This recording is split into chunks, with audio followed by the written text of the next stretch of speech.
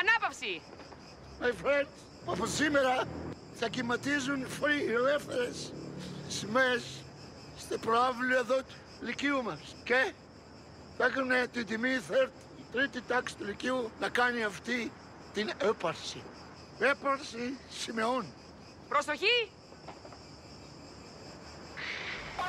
Η πρώτη είναι η δική μας η σημαία, η ελληνική που έχει δοξάσει το έθνος μας στις μάχες παντού. Η δεύτερη σημαία είναι η σημαία του Βυζαντίου με τον υπερήφανο δικέφαλο αετό και είναι βαθιά ριζωμένη μέσα στην Our Heart.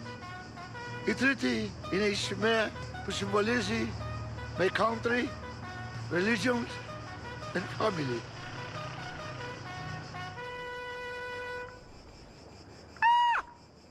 Είπε εγώ για φουτμπολ!